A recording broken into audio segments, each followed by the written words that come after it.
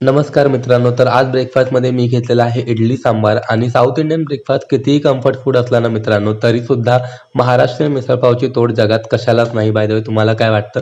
तर आज माझ्या लंचमध्ये होती मेथीची भाजी आणि मोतीचूरचा लाडू. तर लंचमध्ये गोडधोड खाल्ल्याशिवाय मला माझा दिवस पूर्ण झाल्यासारखं वाटतच नाही.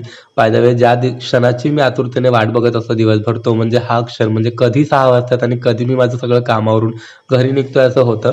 कारण माझ्या घरची माणसं अक्षरशः माझ्या वाटेकडे डोळे लावून बसलेली असतात आणि आपली कुणीतरी वाट बघतंय हा विचारच मनाला खरं तर खूप सुखावणारा आहे. बाय द वे आज बुधवार असल्यामुळे घरी होता नॉनव्हेजचा बेत, त्याच्यामुळे मी माझ्यासाठी बनवली होती मुगाची भाजी. आणि आजकाल आपल्या चॉकलेटच्या ब्लॉगवरती खूप सारे कमेंट्स येतात की दादा असे ब्लॉग नको बनवू, कशाला आमचे खर्च वाढवतोय. तर मित्रांनो, आपल्या बायकोला कुठलंही महागडं गिफ्ट देण्याची गरज नाही. आपली बायको साध्याशा ₹10 चॉकलेटने सुद्धा खुश होते. फक्त तुम्ही ते त्यांनी न मागता त्यांना देऊन बघा. बाय द वे तुम्हाला काय वाटतं हे मला कमेंट करून नक्की सांगा. आता भेटूया उद्या. Bye bye.